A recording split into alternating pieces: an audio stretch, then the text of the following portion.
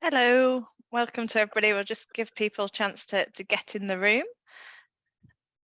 There's still a few people waiting. Brilliant. Good evening. Welcome everybody. Hopefully you're here for our cooperation live on the Great Homes Upgrade. Thanks for joining us this evening. There's a few sort of housekeeping things to go through before we make a start this evening.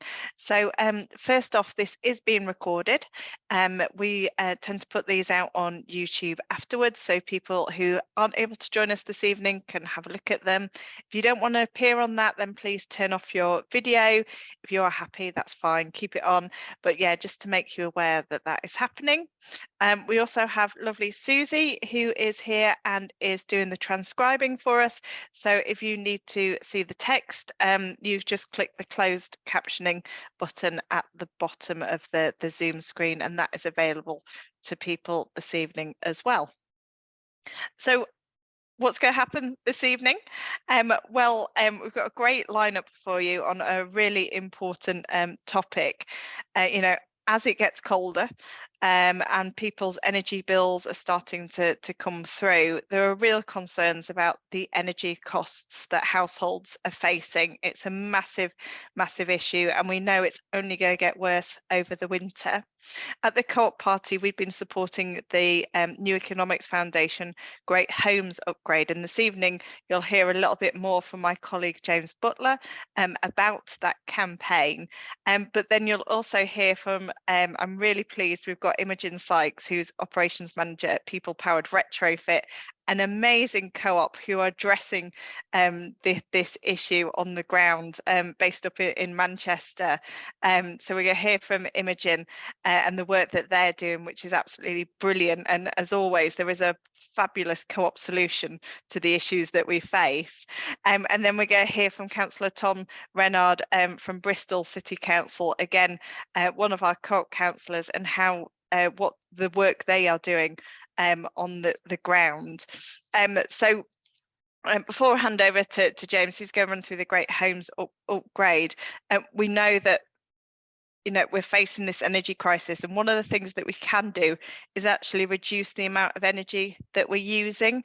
We know that British homes, a lot of them are drafty, cold, damp, poorly insulated, and that actually, if we could invest in insulating our homes better, and it doesn't have to be, and you'll hear from Imogen, great big projects, but some simple energy efficiency in homes can potentially reduce the amount of energy that we're using, and therefore people's bills. But I won't steal too much of James's thunder. He's going to tell you a little bit more about the issue that we're facing, how the campaign is addressing that, and then we'll hear from Imogen and Tom. And then just to say, sorry, at the end there'll be a chance for you to ask any questions, share your thoughts as well. So over to you, James. Thank you so much. I suppose I'm sitting here in a hoodie as well as my shirt. We're all conscious of the price of energy. I am actually having a little bit of tech problems, so I'm on a backup laptop, so excuse the slightly grainy picture and possibly dodgy sound. That does mean that Izzy is going to help me go through my presentation. So I'll be doing a kind of COVID next slide, please, if that's all right, and asking Izzy to share the presentation. Under normal circumstances, I would like to stress I am capable of pressing a mouse button and speaking at the same time. But Izzy, if you could share the presentation, that would be wonderful. Thank you.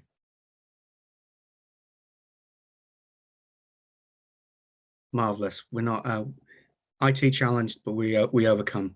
As Emma said, it's very much the New Economics Foundation's idea, and it's open source, so we shamelessly use it. It's amazing. I really recommend it, and we'll be going through how they have constructed it and what it's about. Next slide, please, Izzy.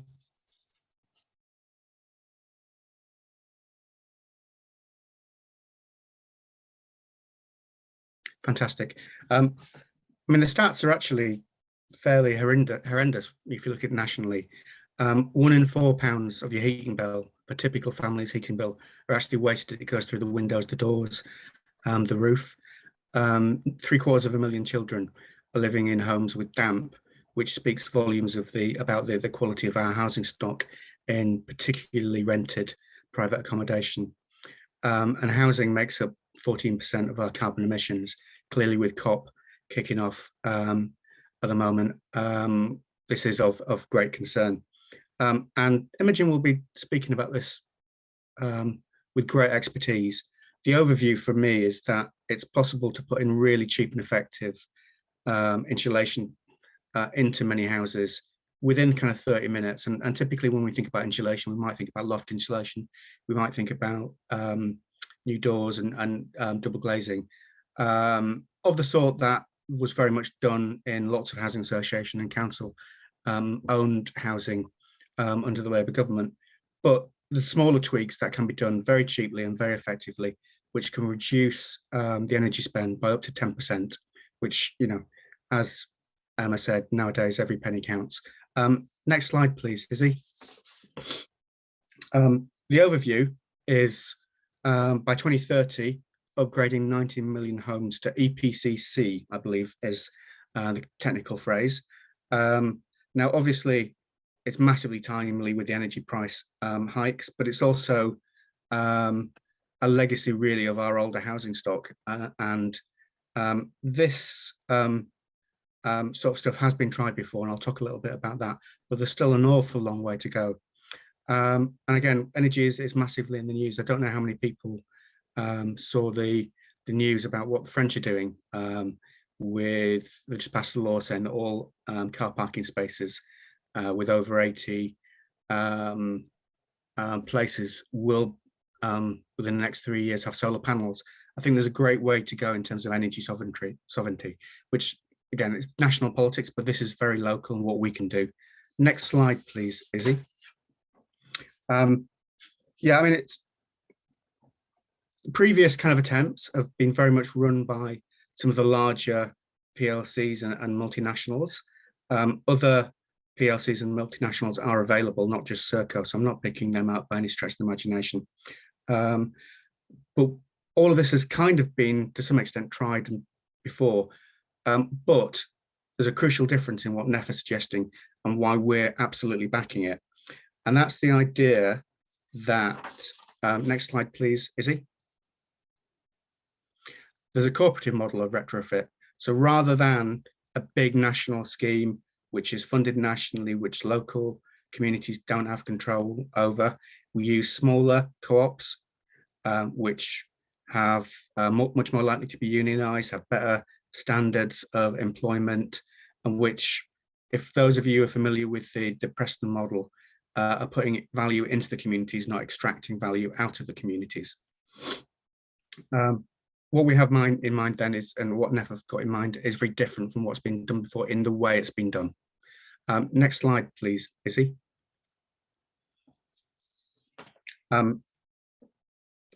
Great Co-op's already doing it, and we'll hear from Izzy and from Imogen shortly. But this goes back very much to the spirit of you know, the original Cleveland model. For those of you who are aware of it, the Cleveland model, aka in the UK, the Preston model, was about creating cooperatives which work locally, which employ local people to do green energy. And this is just saying those cooperatives, those local organisations, can be done, can be created locally, and can again be putting money into the local economy, not extracting it out. It's also been tried to some extent in Ireland. Next slide, please, Izzy.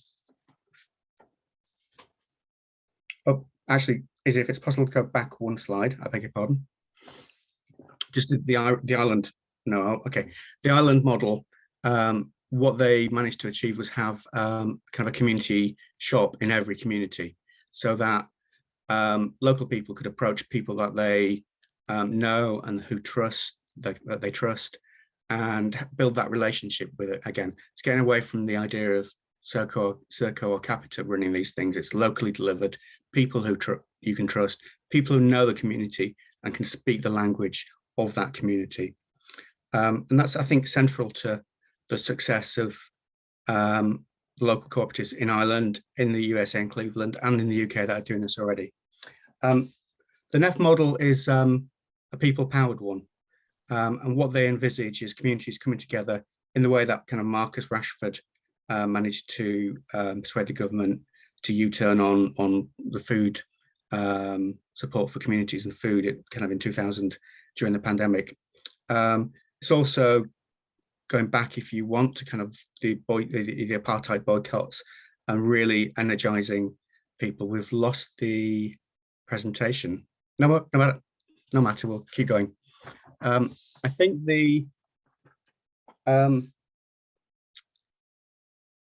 great, okay. And next slide, please, Izzy.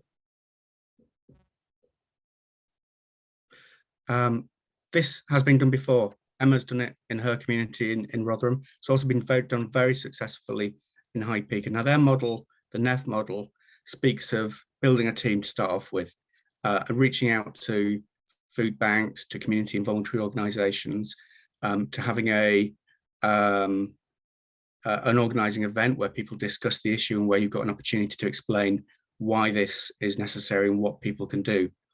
I think actually the Co-op Party is really well placed to skip some of those because we organise in branches, we know our community, councillors are rooted in their community, and you kind of skip the first two steps. You can start off with the people who you're going to go work with and go out and talk to people in the community. Next slide, please.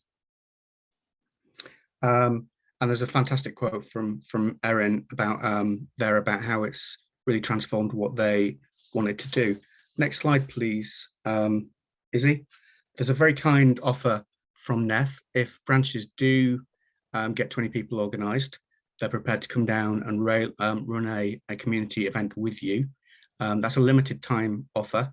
Only the first couple will get the opportunity to work with NEF. For the rest of us, we'll have to self-organise and work with the fantastic campaign pack that they've produced and which can be accessed from our website. Next slide, please, Izzy. I suppose the final thing is, what are we trying to achieve with this? So we organise, we door knock, we can do events, and ultimately what we're trying to do is lobby for the national change, lobby for the national financial support which is needed to achieve this. And that can be done through council motions which put pressure on the government, and by a direct appeal to MPs and to the government. Again, all those petitions and all those sample letters are available on our website and also on NEF's website. So thank you, Emma. Thank you, Izzy, for helping so much with the tech. Thank you very much, and definitely some next slide, please, vibes coming through on that presentation. As James has taken us through that national call to retrofit 90 million homes. It's already a commitment of the Labour Party. The question is how we do it, and actually the reason to organise now is that we can't wait. This winter, many people will face difficulties with their energy bills, so we need to organise now. And what is unique about this campaign and the campaign pack is that it's people powered. It means going out in your community and talking about energy. And as James says, I'm a councillor and I've done it in my own ward, and it really is great to talk to people about energy and also get them thinking about what they can do rather than just accept their fate at the hands of the big energy companies and the increasing bills. To actually start to organise and talk about what we can do is really important. And that gives me a nice link to Imogen, because people powered retrofit is exactly doing that and putting people at the centre of this. So over to you, Imogen. Okay, let me see if I can share my screen. Come on. Can we all see that? Yes, okay, you're on. good. It's working. Yay, wonderful. Yeah, I mean, what the context that James laid out was really valuable actually, and there's some crossovers here, and I think we definitely at People Powered Retrofit support a lot of the work that's being done there. We ourselves have kind of engaged in similar levels of work.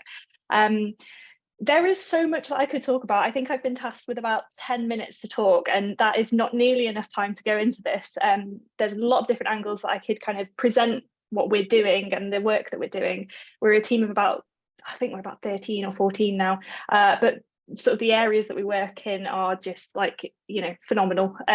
So this presentation is really going to be a little bit about what we're actually doing, you know, how we're working and developing a service, and just gives you a bit of an overview, I think. So if you have any further questions, I'm sure we're having a Q&A at the end, so please ask if there's anything that's unclear.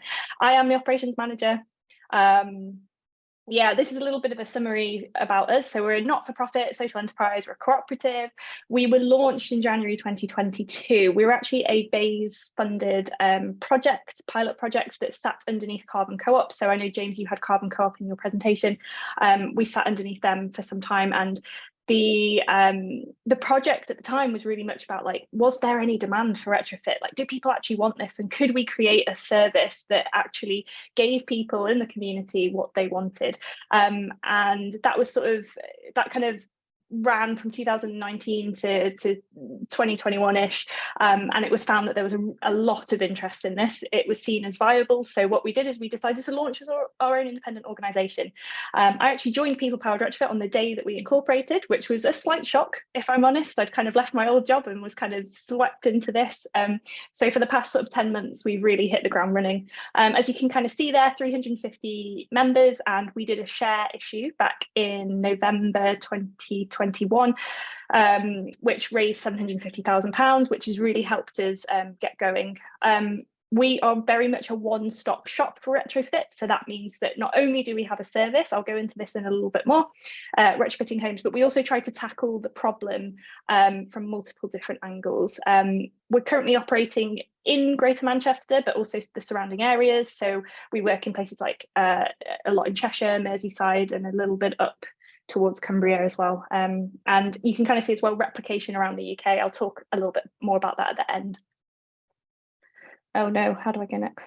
There we go. A little bit of an overview of us. We've, yeah, that's our team kind of down here on the right. And yeah, we've won a number of different awards for the work that we've done. This is just me showing off, really, because it's always nice to show off. We work very, very hard, and we're all very passionate about what we do. So I thought I'd start with what's the challenge. I feel like maybe all of you know what the challenge is, but it's always worth to go over it again. Number one, climatic breakdown. We have a real issue, as was seen with this really hot summer that we have, where people's houses were not performing and people were just boiling to death in their homes.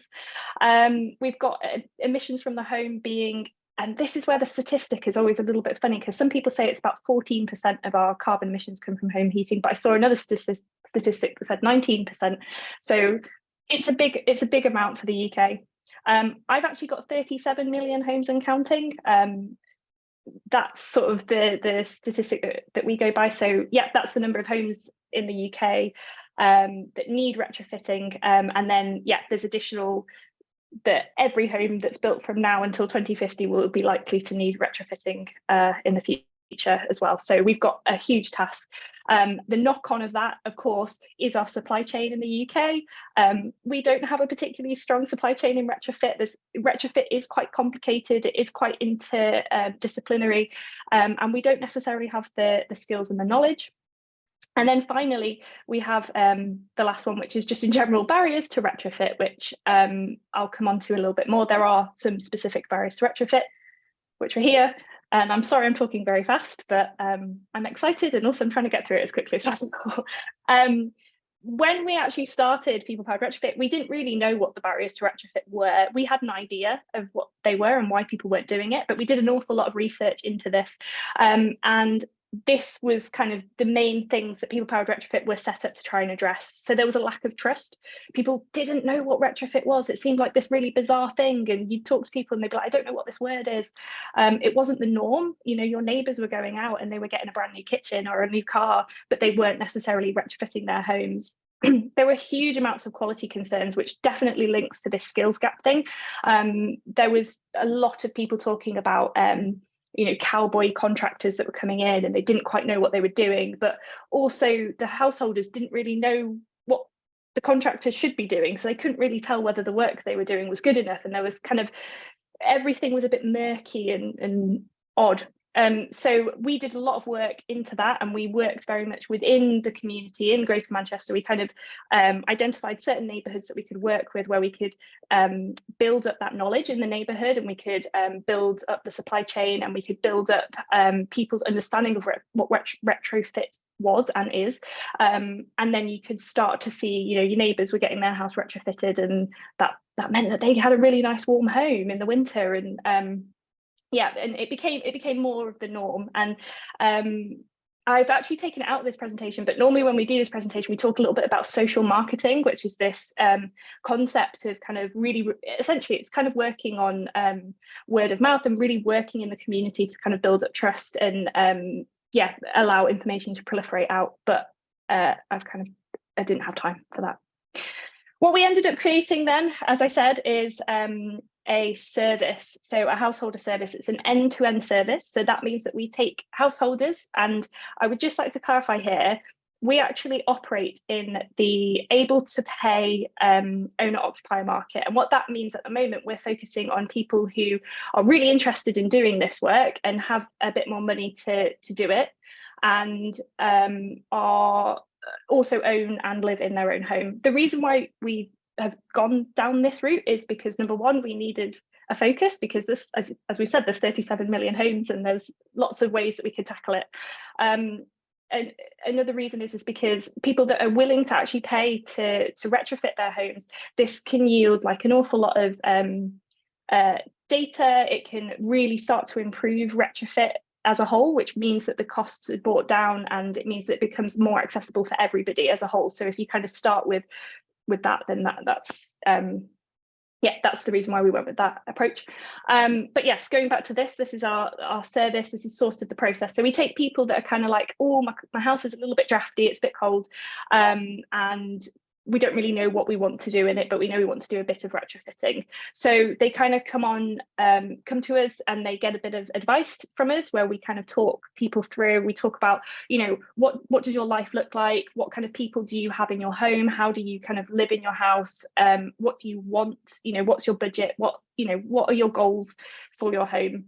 And then we, if we think that we're going to, if we think that they're interested and actually want to continue, we then move on to an assessment. And this assessment is one of our assessors goes into the property, and they kind of do a really detailed assessment of the home, where we kind of do like energy modeling, and we kind of talk, we produce like quite a big report where we look at different scenarios of, you know, if you put these measures in, your home might look like this, your bills might look like this. This is the kind of work that we might want to do.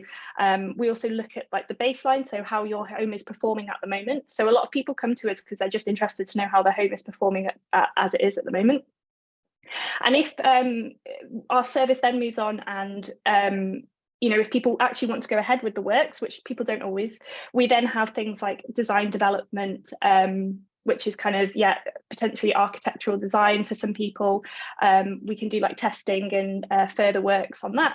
We can then put you in touch with the supply chain, so connecting you with the contractors that that will be able to do this work, and then we kind of do on-site support and kind of quality assurance on top of that as well, to make sure that that work is done to a standard, so kind of helping with some of those cowboy contractor issues that people have faced.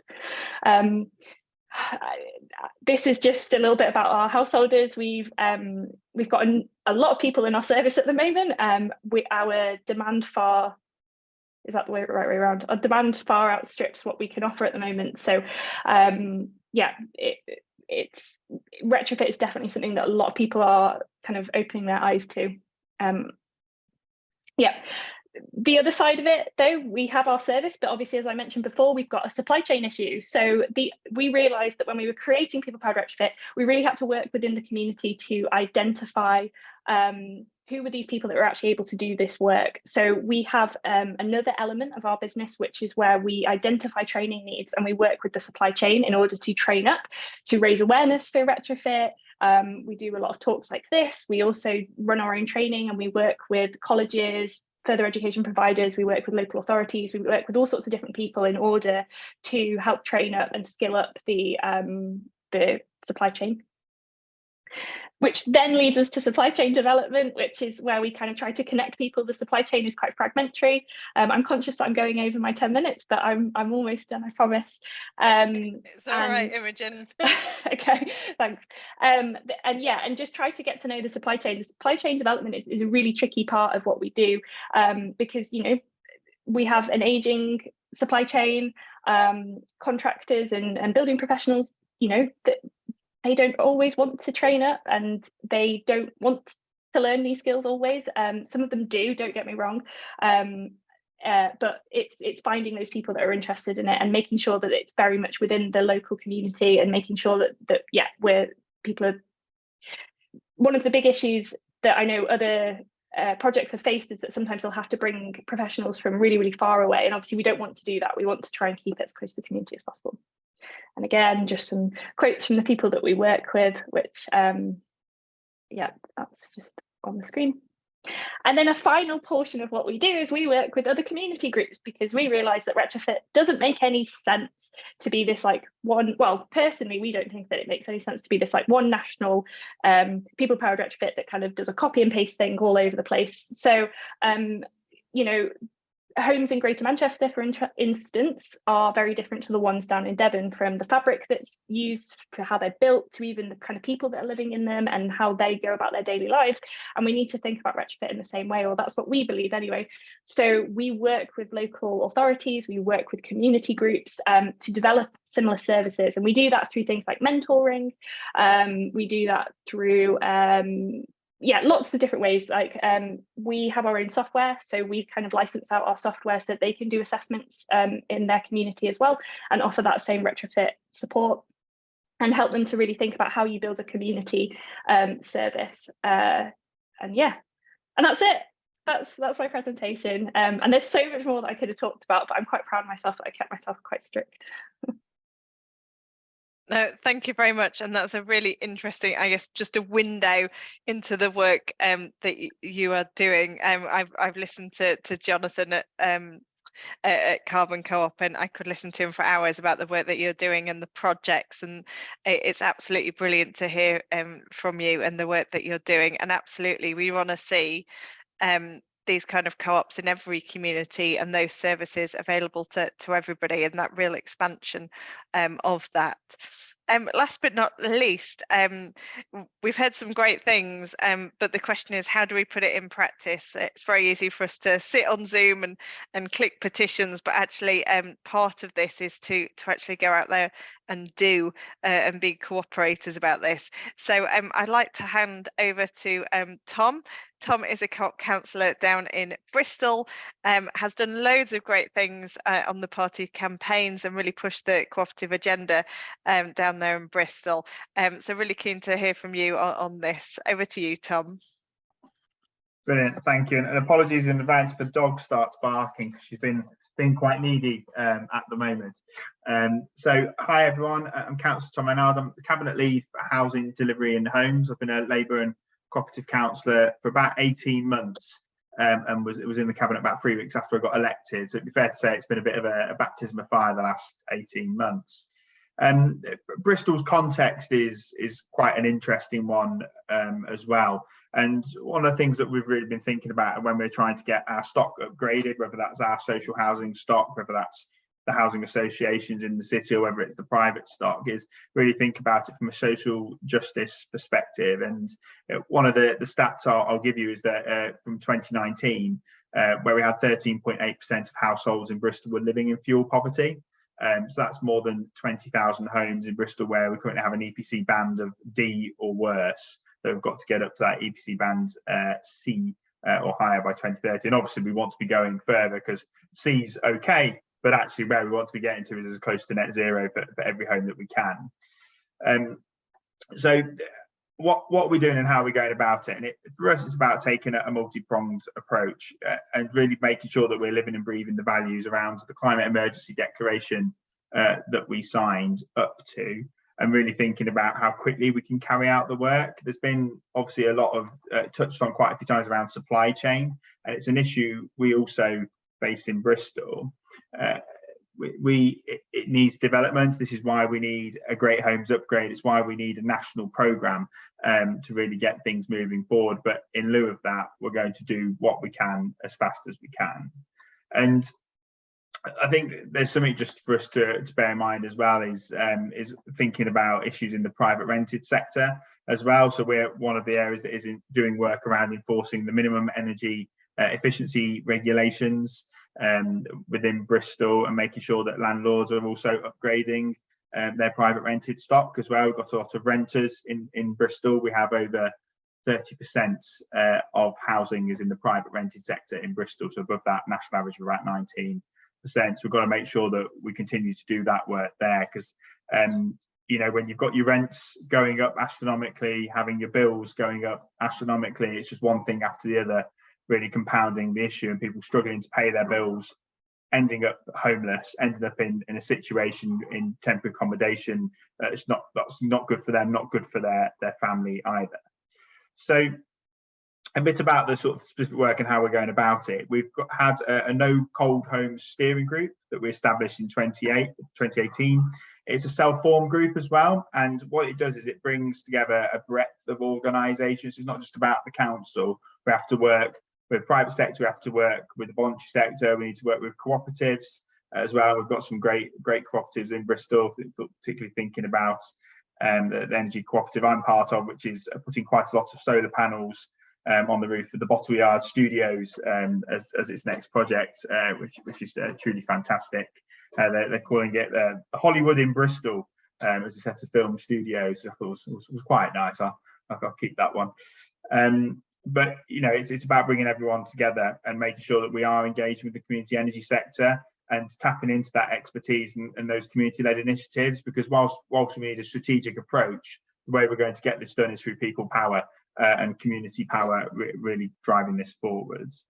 That steering group worked to produce a fuel poverty action plan. And obviously we all know kind of about the challenges that we've had with COVID, but by taking that forward and getting that on the agenda at the Health and Wellbeing Board of Bristol, sort of the statutory boards that all local authorities have, they're able to really push forward that agenda through thinking about public health implications, which covered 5 core areas. So thinking about affordable energy efficient housing, thinking about affordable low carbon heating, inclusive smart energy systems, specialist cold homes advice services and referral support as well, making sure we are supporting those that are really struggling, and making sure that we're aligning that broader work to counter poverty that we see in the city. And one of the broader things we do in Bristol as well is we have what's called the One City Plan, which brings together organisations from across Bristol through a collection of partnership boards, Health and Wellbeing Board being one of the statutory ones. We've also got an environment board as well, to really give this work focus and make sure that we're driving it forward. And so what does some of the investment look like? So between now and 2030, we're looking to invest a minimum of 80 million just in our social housing stock. So we did Bristol's big housing conversation last year to make sure we're talking to our tenants, our council tenants, as a stock holding authority, about what their priorities were. And it wouldn't surprise you to hear that climate was more or less top of the list, along with building new council homes, you know, really the standout items. So 80 million is what we're investing with a fabric first approach, make sure that we're building homes that can retain heat, but also as we move potentially into a world where actually, you know, we may have overheating of buildings in the summer, just make sure that we're obviously designing and building those in a way it doesn't trap the heating in the summer in a really unhelpful way. And we're also focusing a lot on solar PV. That's something we want to make sure we roll out across our social housing stock. And what that 80 million will also help us to do is leverage in other investment. So we have the Social Housing Decarbonisation Fund, which is currently going through another round. It is good that that's happening. I think it's quite a bureaucratic process. The jury is out about how successful it will be. In the first round of that fund, there was many reports in the media about how a lot of the councils and organisations that got the money couldn't then get the funding, but then couldn't actually deliver the work. Again, back to those supply chain issues, and goes back to why we need a Great Homes Upgrade across the country. Because if we take a piecemeal approach, whilst some cities will be able to get ahead and other areas will be able to get ahead. Inevitably, we'll all hit those challenges. We're all trying to do the things at the same time, and eventually everyone else is trying to catch up. So it really puts pressure on that existing resource. And if we're going to have small and medium enterprises and other businesses and cooperatives investing in their workforce and creating job opportunities, then they need to know that work is going to be there for the foreseeable, rather than through piecemeal grant systems that you're then spending all your time writing grant applications and bids rather than just focusing and getting on with the delivery. A couple of other things I'll just speak to as well. We have got a partnership called City Leap, which is going to Cabinet for its final step. It's been a number of years in the making. And although at the strategic level, it is a private public sector partnership for 20 years, it is going to rely on the creation of jobs, working with our community energy sector as well to deliver the ambitions of the work that will hopefully see a minimum of £424 million investment over the next 5 years alone. And that includes in our social housing stock. So we're really excited to see that moving forwards and ensure that we're getting district heating installed as well across the city, which, although it may rely on gas initially, will be able to swap over to cleaner energy sources. The slight challenge, of course, is everyone's getting their roads stuck up for the infrastructure to go in. So there's something about how we navigate and keep people on board about why we're doing this work and why it's so important that we do so.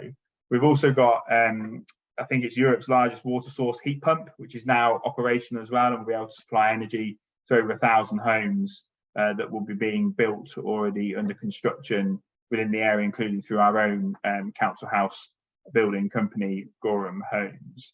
So we're really trying to drive forward through every route that we can, create opportunities for clean energy, make sure we're getting the tech in. And now what we need are the people and the institutions, including colleges, universities, and those providing vocational qualifications, to make sure that they're supporting people to develop the skills of today and tomorrow, and the skills that we need now, making sure that they're getting on with that, because it will take many years to get that workforce developed and delivered. But that means there's opportunities for co-ops to be leading the way, delivering that training, getting people skilled up, taking on the work and delivering it, doing thermal imaging. We have something called the Cheese Project down in Bristol, which does thermal imaging of housing as well. So there's so much going on in Bristol, so much going on elsewhere in the country. It's a really exciting time. It's a hugely pivotal time.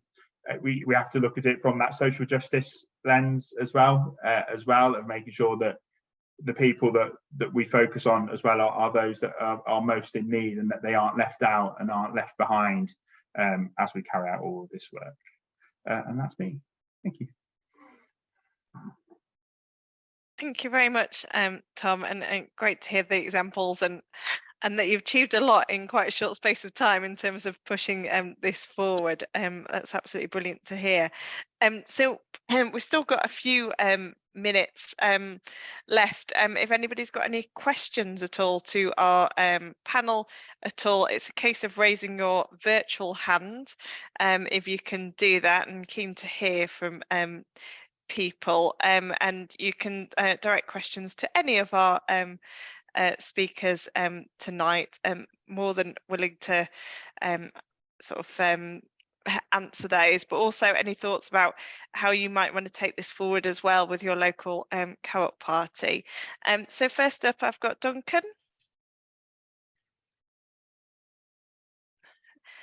You will be unmuted.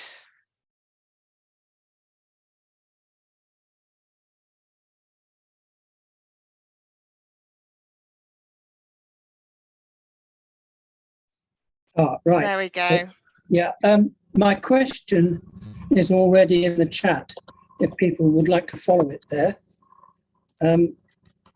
Basically, all the models proposed do not take into consideration the first two principles of the Co-operative Party. There is no common ownership nor profit sharing in the local landlord, tenant relationship with its economic power imbalance. For example, the recent legislation proposed to rid the contract of no cause expulsions has been put on the shelf. You have mentioned the private rental sector, but given no details.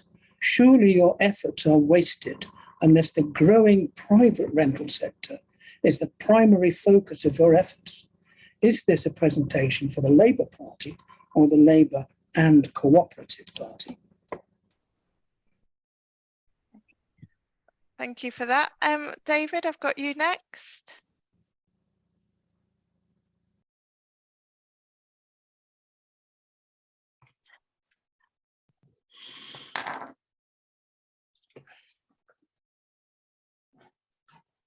David, are you okay? It should give you the opportunity to unmute.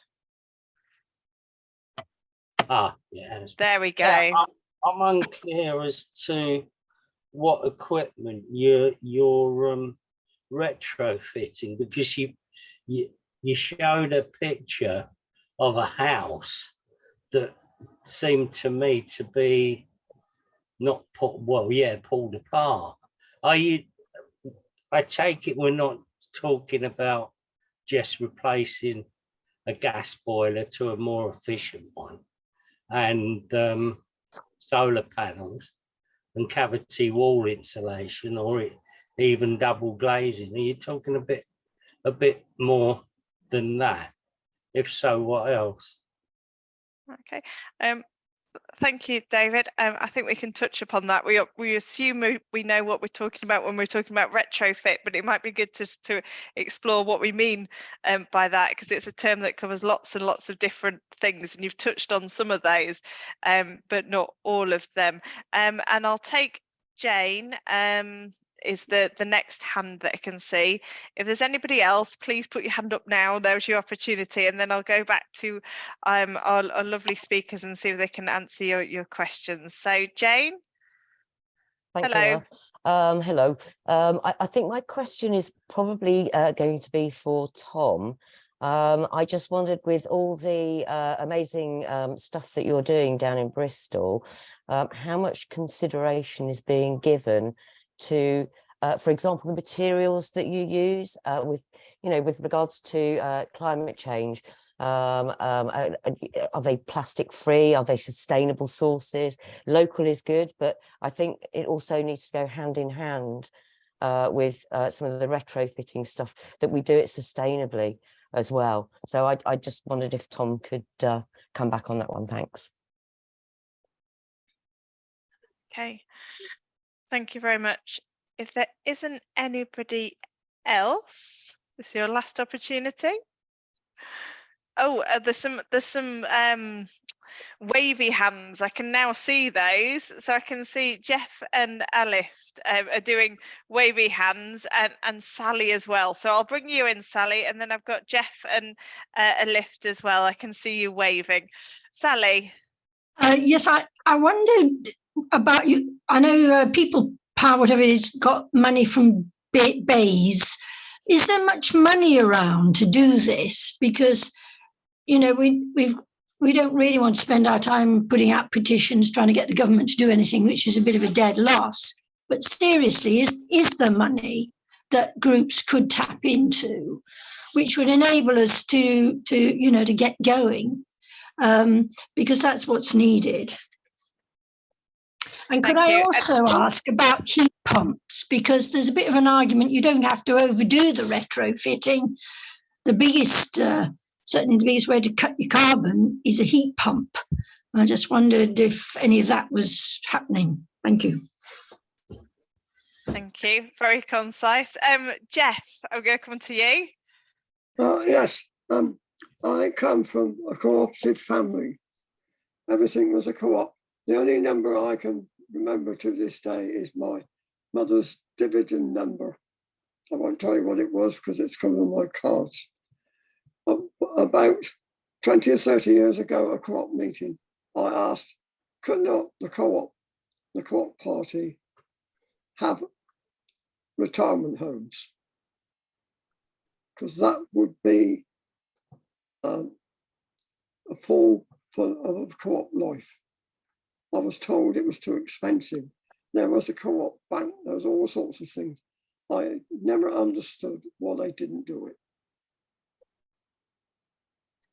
Thanks for that, Jeff. I'm not sure there's an energy related question to that. No, it's not, but you got a chance to ask. And it's very rare this day and age you get a chance to ask. Right.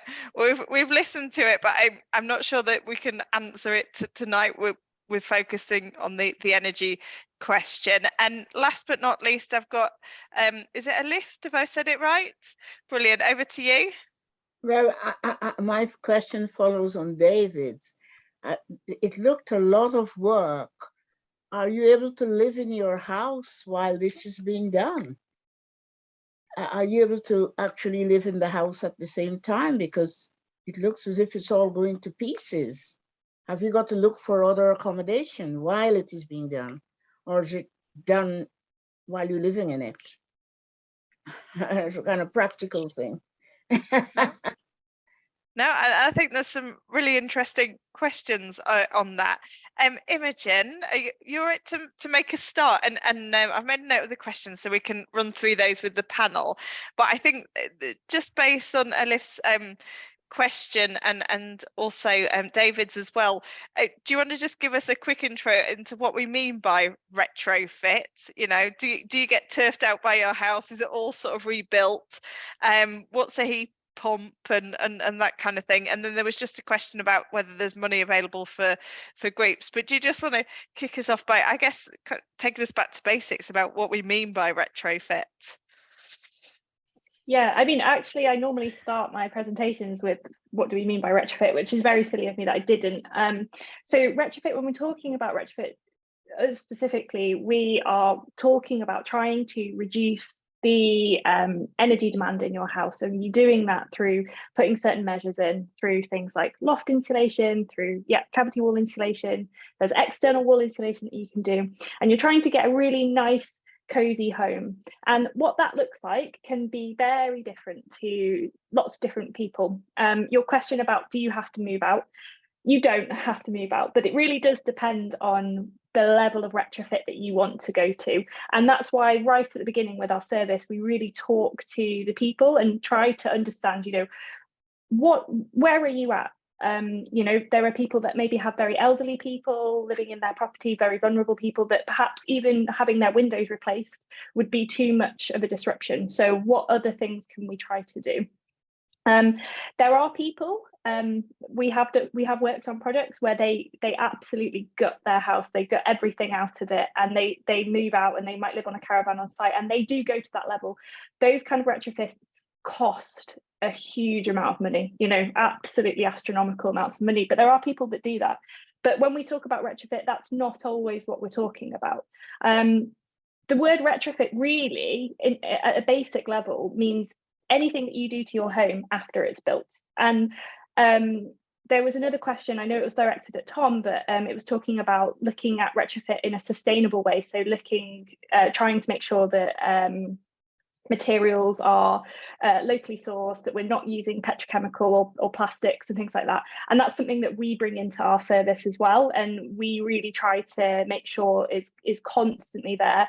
There are certain times where you have to be a bit pragmatic about it. Potentially there are times where you might have to use a less than desirable material, but on the whole we kind of create specifications and we work with contractors to help them select the products that they should be using.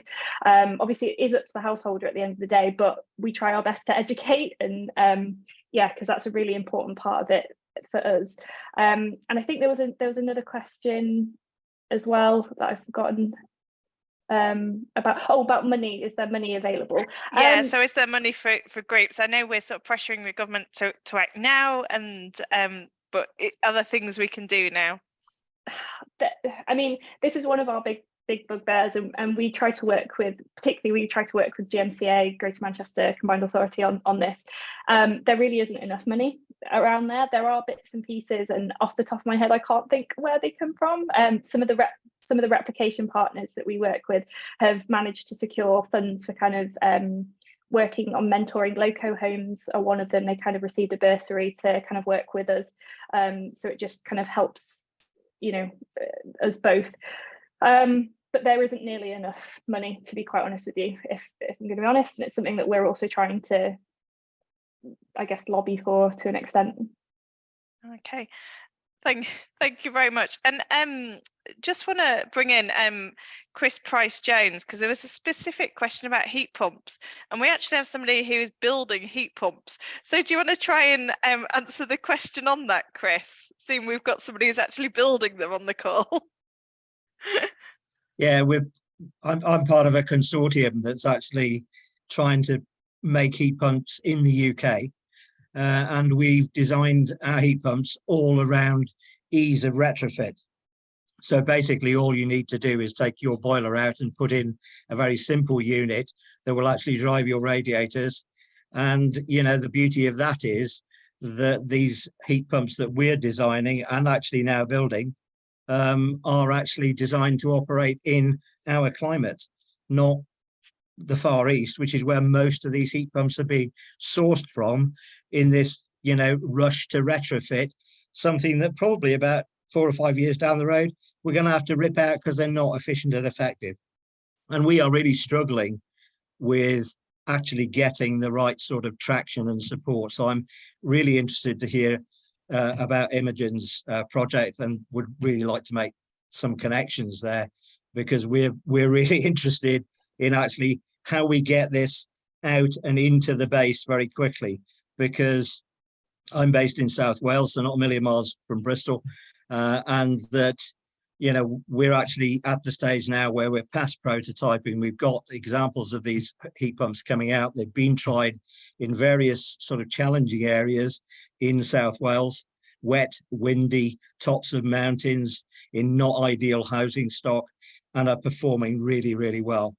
So this wasn't intended to be a sales pitch, but actually it was intended to answer the question that if you buy the right sort of heat pump, it's really easy to retrofit them.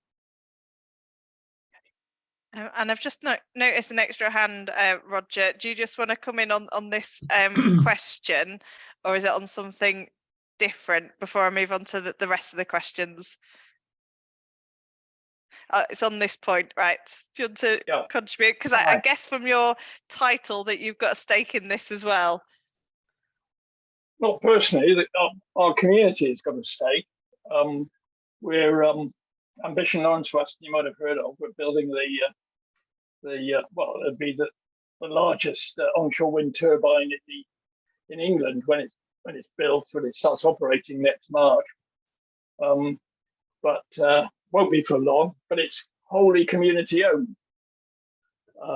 But something else we're doing in the community is we're focusing on something called shallow retrofit, using thermal survey for heat loss, but then being able to provide the do-it-yourself householder with simple measures they can do to achieve something like maybe 80% of the savings that would be possible. I don't mean 80% of their heat, but 80% of, say, the Enefit deep retrofit savings by measures they can take, they can afford, or that our local tradespeople, without being having to go for high-end wall insulation, solid wall insulation, that sort of thing, measures, but just doing the simple things to address. Thank you very much. Thank you for sharing your expertise. So I'm going to whiz in the last few minutes through our other questions as well. So James, do you want to pick up Duncan's question just on the, I guess, the focus and scope of the campaign? Yeah, I mean, I think it's a really good question. The way I would, and if I understand it correctly, is that in effect, private landlords would benefit in lots of these instances. My take on that is threefold. Firstly, Principle 7, of course, is concern for community. And yes, the private landlords would benefit somewhat from retrofitting, but actually in the short term, it's the renters who will benefit with lower energy bills. So, you know, and I think that's certainly where my heart is. Secondly, in terms of what NEF are proposing and what we are campaigning for, it would totally put rocket boosters under the development of local cooperatives who can deliver all this stuff. I suppose the third thing is how we do it is by its nature coming together, which is cooperation, in the same way that the COVID support groups perhaps were in effect cooperating together to solve a crisis, even though they wouldn't necessarily, some of them would appreciate that is the co-op way of doing it, but it absolutely is. And these community groups then are a powerful advocate for lobbying for change, both locally and nationally. So I personally am really comfortable about this being a co-op party campaign and indeed a cooperative movement campaign. Thank you very much. And then last but not least, Tom, there was a very specific question to you from Jane, but also if you've got any reflections on the other questions, please feel free to chip in as well. And yeah, we can see the dog now. Fair enough, something in the garden to bark at. I think for me, it's something that I'll take away, James, to talk to my colleagues about getting a specific answer to your questions. It's a really good one, but obviously we're always thinking about materials that we're using in retrofit, district heat network systems, air source heat pumps, all those things. I think it's obviously the focus is on getting the technologies in place that will help us to have more sustainable energy being produced. But what those are made from is exactly a fair question, and we need to make sure we're not using petrochemicals, as was mentioned, and other things, and trying to get plastic free where we can, or if we're not plastic free, are we using recycled plastic? Really thinking about it at every stage. I think I agree, is really important, and something we need to keep more front and centre. The other thing, just reflect more broadly on some of the other points in the question. I think the Great Homes Upgrade could be a huge opportunity for the co-ops, and as has been said, really put rocket boosters under the co-op movement. I've put a link in the chat to the Bristol Energy Cooperative. Do have a look at some of the things that they've been doing. Also supportive of the wind turbine, as has been talked about. But again, it's like, how do we leverage and bring in other investment as well? So there's lots of social investment that co-ops potentially could leverage with the right support to help get projects off the ground, like the wind turbine that's going up in Lawrence Weston. And what I think the link I put in specifically looked at the Megawatt Community Energy Fund, which the Bristol Energy Cooperative contribute funds to and help to set up in the first place. You can see some of the projects and things that they've funded, but you're talking kind of in the grand scheme of things, it's small amounts of money, but actually look what's being achieved with small amounts of money. And imagine if all that was scaled up, and we really kind of put a cooperative focus on growing and scaling up this activity.